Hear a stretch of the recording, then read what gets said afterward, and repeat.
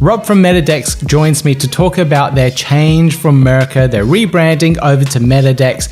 He explains a little bit more about what the platform can do for you as a user of their DEX, and also some really cool plans that they have coming up in the future in 2022. All right, let's get into this interview.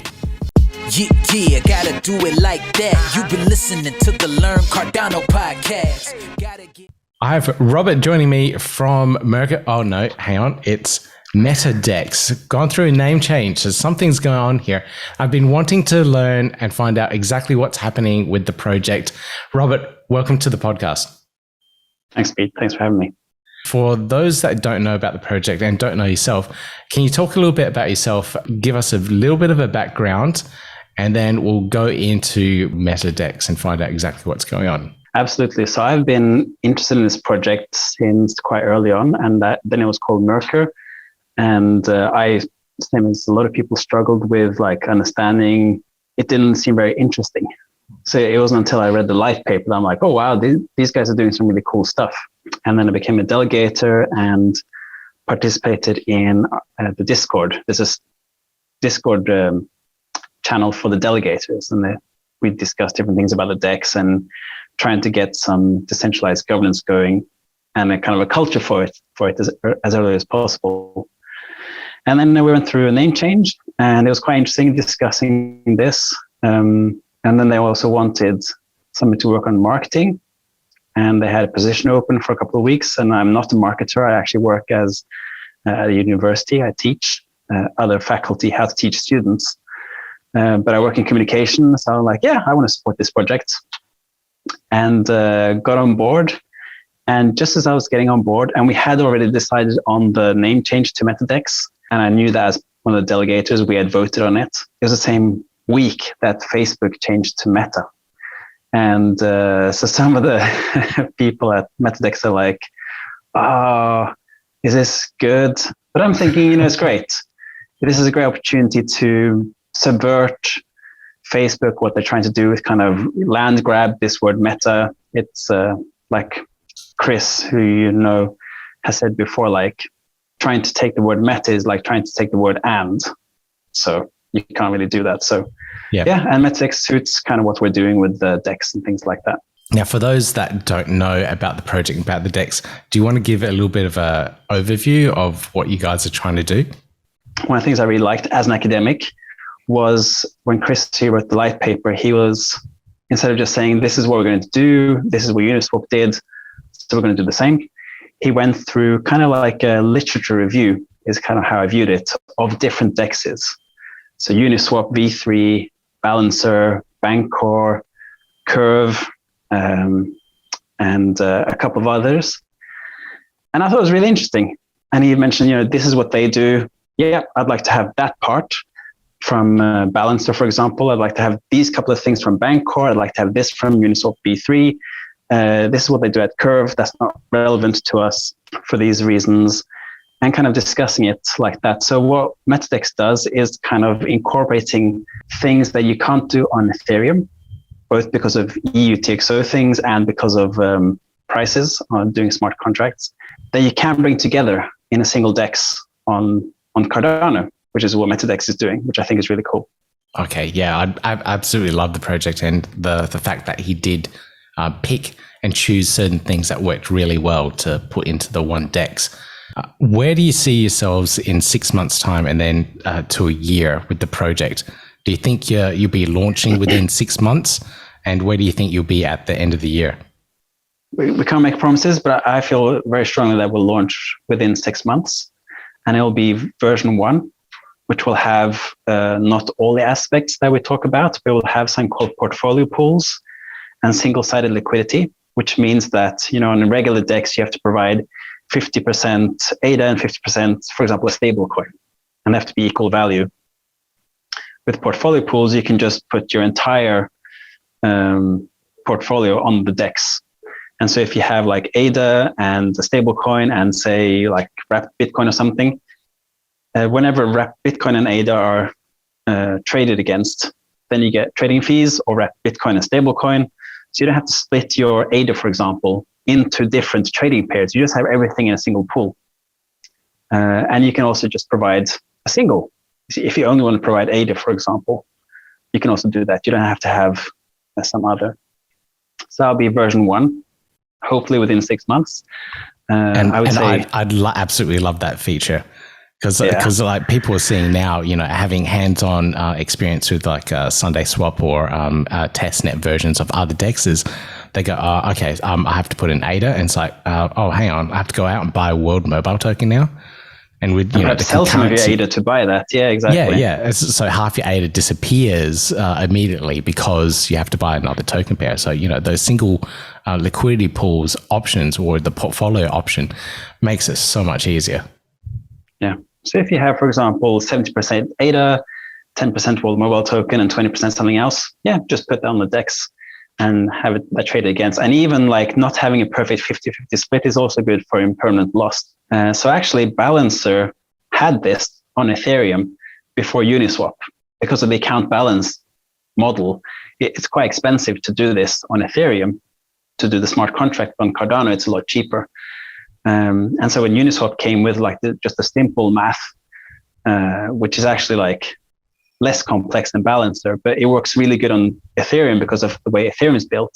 But on Cardano, you can do this kind of thing. So that's really cool. And then so in a year's time, version 2, hopefully, which will be with concentrated liquidity like Uniswap v3, which basically means that say you provide ADA, usually it's provided from like 0 to infinity. It can be bought between them, but most of it will be bought within say like $1 and $5 or something, right? Which means that everything outside of that is basically just left and not used. So a very small portion of what you provide. But if you just say, okay, I'll only let ADA to be traded between this, then you also kind of increase the liquidity, so you get a lot more trading fees, and it's also really good for traders because then the liquidity is deeper and you have less slippage and things like that. So that'll be a version 2, and hopefully also staking, and that might be version 1 even, or version 1.1 or something like that, which is if you provide ADA to the DEX, that you're also getting staking rewards. I've heard a lot of other DEXs talk about that as well. So you provide liquidity, you get your staking rewards as well, which is absolutely amazing, but then also the trading fees that come from the DEX. So double dipping essentially and getting extra ADA rewards from all sorts of places. So it sounds like an exciting year for you guys if you get all the ducks aligned and the PAB is released and you can get all these things out. You got me excited. This is great. It's a great project, and ever since I learned about it, I'm thinking this project needs more coverage. So really grateful we could be here and talk a bit about it. So why the name change? Like what was the reason behind that? It's like I do love the governance and everything behind the project, and getting the community involved. It's really key. Any project needs a community. But why did they vote for a name change at that point in time? I think there are a lot of people, myself included, in the community who were like, we need to have a better marketing brand. And I think the story behind Mirqur makes sense when you understand that it's kind of the German for Mercury, which was the Roman god for wealth and money. And then there's also some kind of connection to some computer stuff. So it was kind of Chris's smart way of bringing together two things. But it's a bit too, it's a bit too convoluted. And so so actually there was a long process before I joined about how we're going to, what are our values? How can we present ourselves as clearly as possible, what we're actually doing? So really happy with what the team has done. And I'm just kind of continuing that a bit with trying to, so we were a bit behind in terms of marketing. So just trying to pick up on that. So I do love the pivot and the trying to refresh of the brand and get more people's attention to it. So in terms of the project, what has been happening over the last 6 months? I think it's been that long since I've spoken to Chris in our interview to talk about the project. So what's been happening with the project? Where are you guys at? And what kind of updates have you got to offer at the moment? Yeah. also got a couple of partnerships coming up. So that'll be exciting to talk about. We have some things with tokenomics that we'll soon be sharing. We've been doing a bit of tweaking there again, together with the community, with the delegators, and also some testnet stuff that we have been doing quite recently. So that's kind of on technical side, and trying out. So there's a lot of talk about batching with DEXs on Cardano, and so we're really hoping to be able to do batching on chain. So that's kind of what we're working on, and doing some testnet stuff. That's kind of where we're at on the technical aspects. Wow. Okay. That's everyone's concurrency solution to scale up is quite interesting, but doing it on chain as opposed to off chain, like most other projects are, is quite an interesting approach. So is there any more that you can talk about that and what you're doing on the testnet side of things? Is the testnet public? Like, have you involved the community or anything yet? No, we're not there yet. So it's just trying to try a few different options. Cardano is developing as we're developing, and so trying different things with the PAB as it currently is, for example, and then also looking at options to do without the PAB.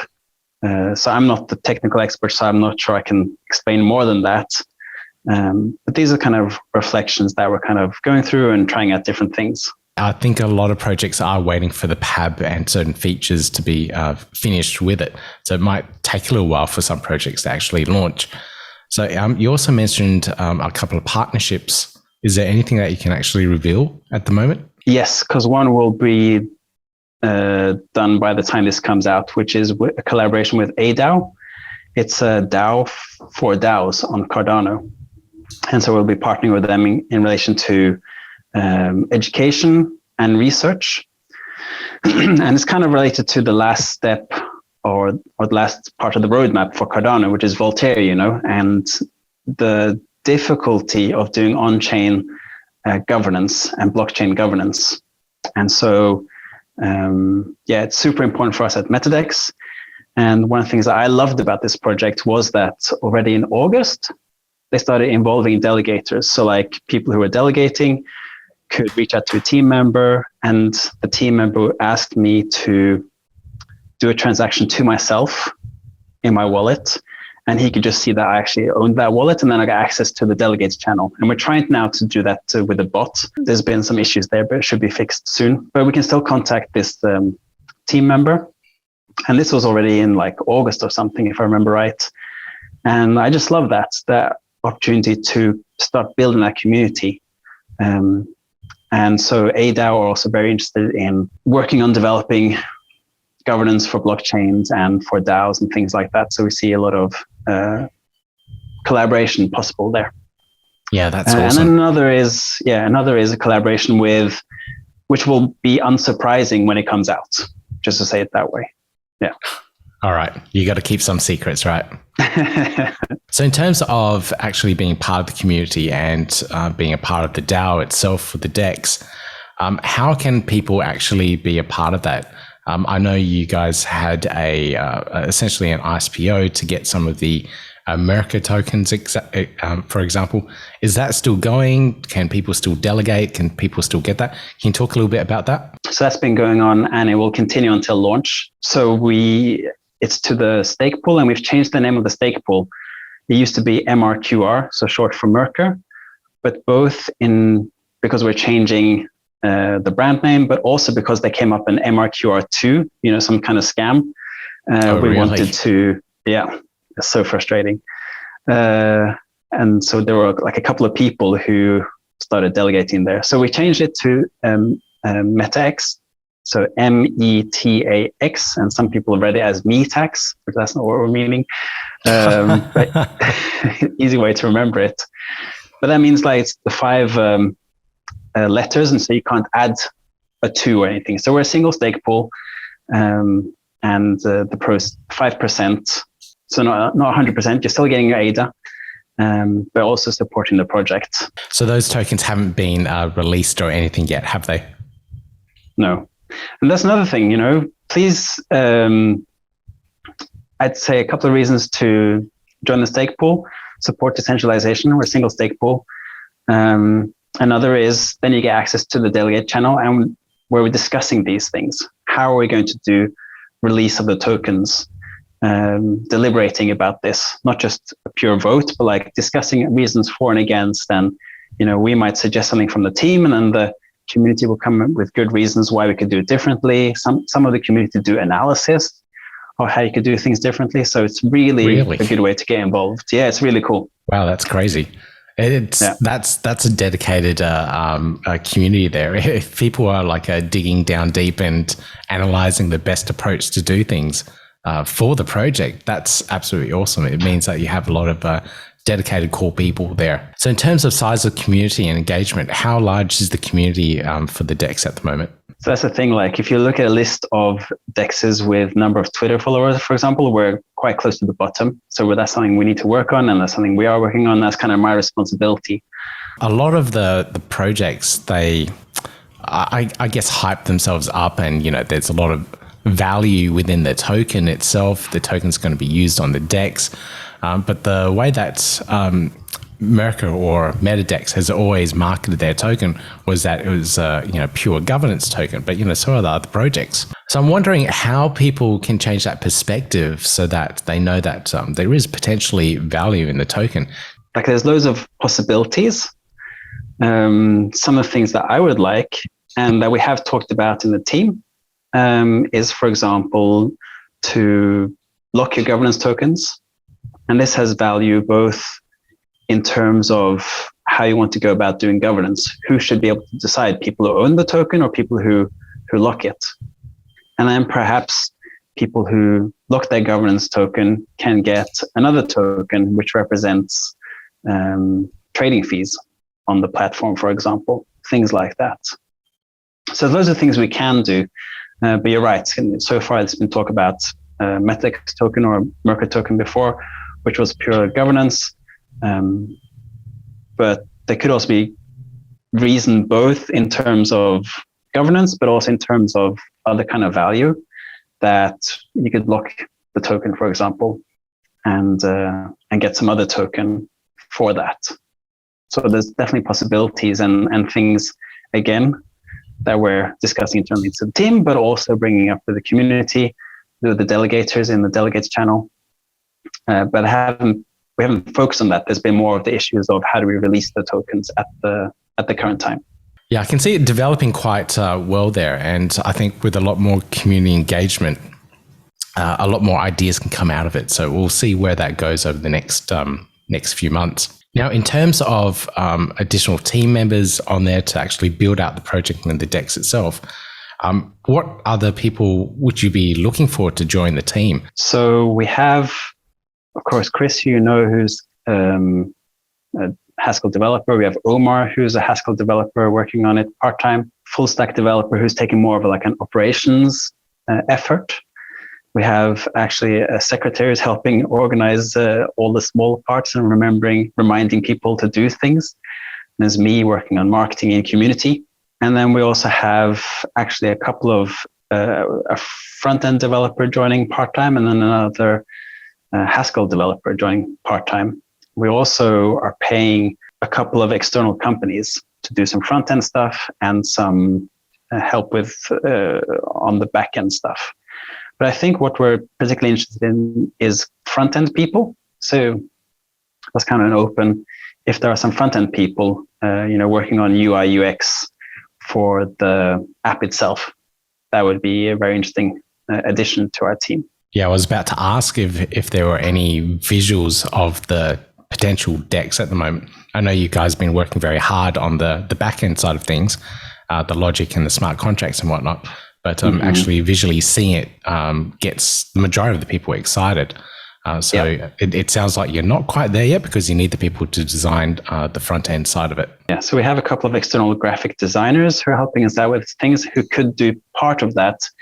But yeah, we would need either to have someone in the team who's UI, UX, or again, pay for that. In terms of the auditing of the code, have you engaged with any partners there to look over and oversee what you guys are developing, or looking into the actual final audit of the project or anything yet? So that's one of the external companies that we're working with, is a kind of company that could do that and are doing that for other projects. So yeah, so like external auditor is a possibility, and kind of having them in the process along the path as well. Perhaps having a second external auditor, and also like one of the things that Chris wrote about in the light paper was that he did math to make sure that the calculations were done right. So this is not necessarily code, but it's kind of the math on how things were to work together and be capital efficient. Yeah. And be producing that and kind of updating that, because there've been some changes, from taking something which is done on Ethereum and making sure the math works there, and then kind of bringing that over to Cardano, and the actual implication of building it on Cardano changes a few parameters. So then having to kind of redo the math a little bit. That will also be part of it, to make sure that, we are as cheap for traders as possible, and provide as much value to investors or to liquidity providers as possible. I see. It's major engineering challenges, especially going into building something on Cardano, because it's completely new, completely different, and different ways of thinking about it. So it's good that you're potentially having that partner to watch over you as you guys develop and build up the DEX. So it sounds like you overall are progressing quite well. Yeah, so we're a small team, but we're progressing well, I think, and picking up steam relative to what we have been doing. Which I think is the important part, and kind of moving well forwards. And yeah, we just need to continue. And what's really important to me is to get more people involved in these discussions, because together with collaboration with ADAO, looking at some of the research on decentralized governance, and there's a lot of talk, perhaps in blockchain communities, about the technology part, or even like the game theory aspect, but the actual community is just as important, or perhaps even more important. And kind of can see that with Cardano, the community that we have provides so much value to the blockchain as a whole, with these discussions, with this open kind of discussions back and forth and things like that. Just stability to the project, to Cardano, because people care about more than just the economic value, but also the other values, human benefit in general. I think a lot of other projects have, gone for the tech, the building side of the DEXs first, and now either launched or very close to launch are now thinking about the community aspects for it. So I love how you guys have taken the community first approach, involving everyone in your decisions, so that you can drive the project that way. So community led first. It's a very, very nice approach. Now, in terms of actually funding the project, so it's quite interesting. You've got the stake pool to raise funds, but in reality, it isn't a huge amount of ADA that's being raised through like a single stake pool operator. How are you guys funding and paying for developers, part-time, UI people, etc.? So how's that working? It's a bit interesting, because most initial stake pool offerings started up because you were wanting to fund a project. Here it was a bit different. It was first Chris had a stake pool, and then he to get people to join the stake pool, he was like, okay, I'll create a DEX and give some tokens to the people who join the stake pool. So it's kind of a different way around. And now, of course, it is the DEX that is the focus. It's good that Chris has a team around him, of course, but I think he does a lot for this project, also in terms of financial aspect. Basically, the funding is coming from him, either from the stake pool, which is now a part of the team, but also from his own funds. And so we are looking to do some kind of sale, is the plan. We first need to get the final nails in the legal aspect, because again, looking at different options, Seychelles, Liechtenstein, Switzerland, there's so many different ways, especially in relation to focusing on a DAO, not just an LLC, but like really trying to think through how can we do this with a DAO, which then means you have to take a few more rounds to figure out how do we want to do this. Hopefully we have the legal aspect in place within 5-6 weeks, meaning that we're formalized in some way that supports the DAO. And then we can do a sale, which is the plan. And we're actually working with another project on Cardano who have experience with doing good sale for decentralization. But my frustration is you open up a sale and then everything gets sold out to perhaps one or two whales who have bots within a couple of seconds. It's really frustrating and it doesn't help decentralization. So we want to do something different. And so we're also collaborating with somebody on that. Well, fingers crossed that everything goes fine for the actual formation of the company and the incorporation of the DAO as well. That's really key for your project. Well, I'm looking forward to seeing what you guys come up with, and I'll make sure I'll jump back in on a update episode a little bit later, especially after you've done your legal stuff.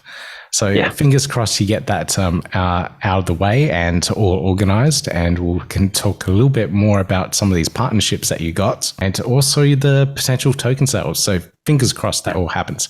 Right, Robert, it's been an absolute pleasure having you on the podcast and learning more about Mirqur. No, I mean MetaDEX. It's amazing that you actually remember the name, because most people was it Murky or something? And people don't remember what it means. So yeah. Make sure you check out their ISPO and delegate to be a part of their ecosystem as well. All the links are in the show notes down below for you. If you love this type of content, please make sure you give me that thumbs up, click subscribe, click on the notification bell, and you hear more great Cardano-related content from me soon. Yeah, gotta do it like that. You've been listening to the Learn Cardano podcast. Gotta get it hype. Crypto is what we like, but this is not investment or financial advice. Gotta do your research, cause it's risky. We know it is. This show is educational and it's informative. Crypto's the future, really, it ain't no debate.